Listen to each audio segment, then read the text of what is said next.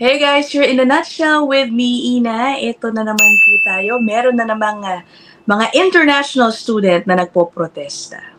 Okay, but this is not the same group of international students from last year. Baka iniisip nyo, ito na naman sila nagpaparamdam. Hindi po. Noon, ang pinoprotesta nila ay yung tightening of immigration policies. Some international students were also protesting yung sinasabi nilang umano'y discrimination, dahilan kaya daw bagsak ang grades ng marami sa kanila. Okay, noon yon. Hindi ko na alam kung anong update doon. For this group of international students, iba. Ito pong mga to ay taga-Quebec. Okay, at hindi po tulad nung mga noon, hindi po sila nagpupunta sa kalye. Wala po silang dala mga placards at nagka-camp out in some areas. This time, it's just being done, for now, at least ang namomonitor ko, online. Specifically on Instagram. Pero mukhang maraming na rin silang nakuhang audience rather.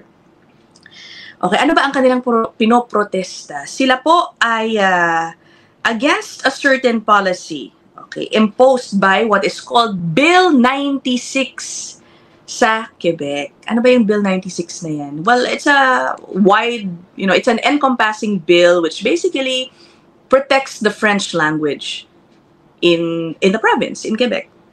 Okay, alam niyo naman sa Quebec talaga, no? Una sa lahat, ang sole language po talaga nila, or official language, ay French.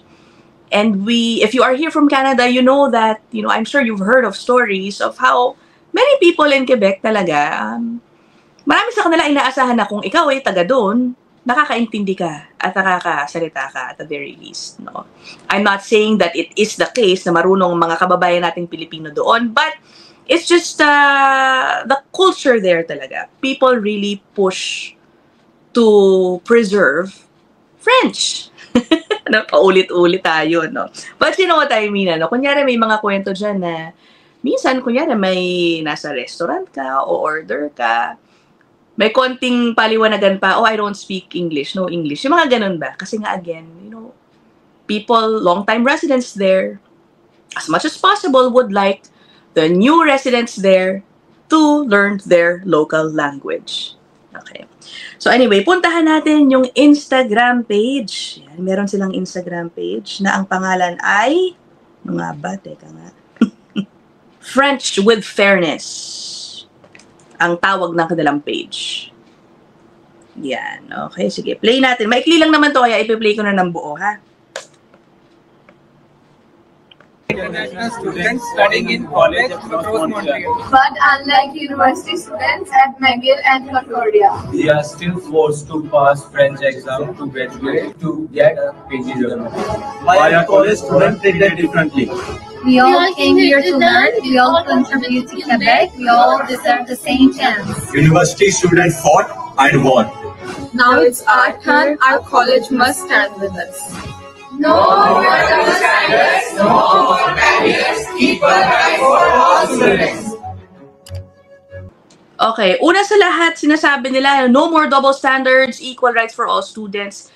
Please, yung mas nakakaalam dyan, I understand, hindi po lahat ng international students sa Quebec ay required na matuto ng French. Hindi po sila lahat. Na I assume, ito pong mga estudyanteng ito ay required to reach a certain level of proficiency in French, pass the French exam before they graduate. Again, syempre, kung hindi sila makagraduate, wala silang diploma. Kung wala silang diploma, hindi sila makakakuha ng post-graduation work permit nila. Okay? Ilagay nyo na lang po dyan sa comment section kung sino lang po ba ang mga estudyanteng required ng French. But I assume again na itong mga to ay yung apektado doon sa polisiyang yun. But this vlog really just aims to, again, ask you guys, what do you think about this online protest, no? Una sa lahat, ang unang observation ko doon, naka-blur pa sila, yung mga mukha nila, no? Diba, usually kapag ikaw ay nagpo-protesta, gusto mo ng audience, matapang mong gustong iparating ang iyong mga sentimiento sa otoridad, diba? Pero sila po, naka-blur. That is just my observation. But I guess I know why. I think it's obvious, no? Siguro they are protecting themselves from the possible comments. Ayan, pag-uusapan natin yung comment section maya-maya lang, ano? yung comments tungkol dyan, yung bashing na maaari na lang makuha, which I must say, medyo nakikita ko na nga dito sa comment section. 1 week ago lang po pinost itong video na ito. Okay, so sige, puntahan natin yung caption ng kanilang post sa Instagram. Sabi dito, we are being forced. Yan, pinipilit daw sila. Una sa lahat, nabasa ko na yung Bill 96 was passed in 2022. So my first question is, kailan kaya nagsimulang mag-aral yung mga estudyanteng ito? Because if they enrolled during that time, na in-effect na po to ang policing ito, then dapat alam nila yung pinasok nila. Diba? If sila ay pumasok ng panahon na in-effect na ito, I don't think it's right that they are protesting it now na baka malapit na silang gumraduate. Problemado na sila. Diba? Okay. Pero again, ang sinistress naman nila dito, hindi naman daw sila against the French language. They do want to learn French. Siguro ayaw lang nilang nasi-stress. Okay, I think they're asking for a bit more consideration and flexibility. Dahil ang sabi nila, mahirap daw mag-aral ng French, magpasa ng level 7 yata, while being full-time students na marami pang ibang iniisip. Okay, sige. Again, basahin natin, tuloy natin. Sabi dito, we are being forced. Students from across our college are speaking out not against the French language, but against the pressure, fear, and uncertainty caused by Bill 96. Sabi niya, we're here to study our programs, but now we're told, no French, no degree. Sinestress nila, we're not refusing to learn French. We are demanding time, support, and most importantly, fairness. Okay, what do you think about that? Reasonable ba? Reasonable ba ang kanilang gusto? I'm not sure paano yung sinasabi nilang time, support, and fairness, in what form nila gusto itong ibigay sa kanila. But generally, anong palagay nyo, Again, hindi po lahat ng international students sa Quebec ay required mag-French. I'm sure meron pong mas nakakaalam sa akin tungkol sa mga nangyayari dyan. Put them down there in the comment section and share your insights. Yan yung inputs ninyo.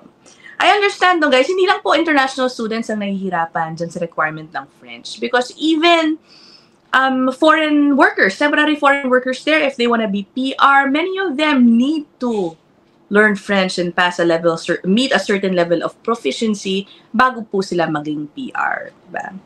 But I don't know if they have already, if they also protested in some form. Okay. Alam ko, may mga kababayan tayo, na hirap din, sa totoo lang, sa requirement na yan.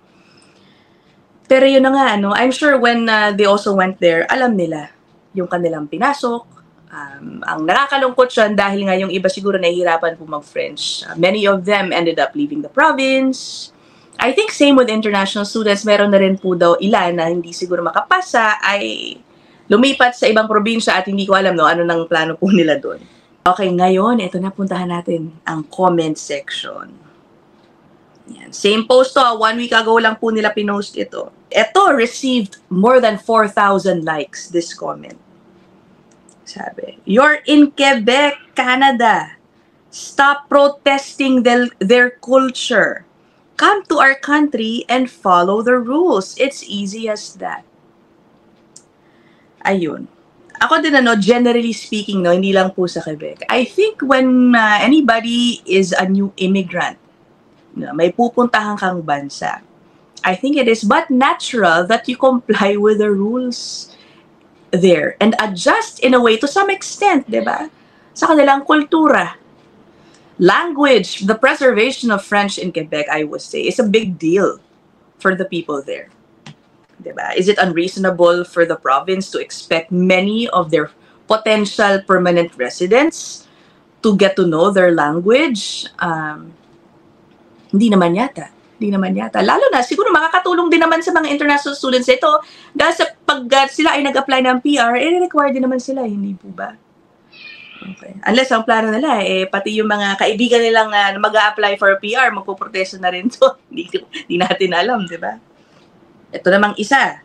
Y'all didn't know this before? applying to the college? Ayun yung tanong ko din kanina, no? Ay, may mga sagot dito. Nakakaloka. Yung iba talagang ano din, no? Sabi, none of them came to study. I'm just browsing through it, ano? Medyo masasakit yung iba eh. They're playing the victim card. Hindi naman daw talaga nagpunta dito para mag-aral. Ganun po ang ilang mga komento dito sa comment section. Sige, basa pa tayo ng ilan. Sabi ng isa, study French or go home. Because of few people like you, all international students get a bad rep. Stop looking for shortcuts. Ayun, I guess, no? Baka possible na international student din itong nag-comment na ito. Pero yun na nga yung mga hindi maganda ring consequence ng mga ganitong mga protest. Tama naman tong nagko-comment dito. Perhaps a very, very small percentage of the international community in Quebec are doing this protest.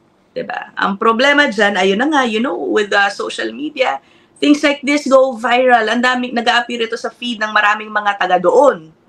Diba? And, yun na nga, natadama yung ibang mga international students na okay naman sa policy na ito and complying with it, diba?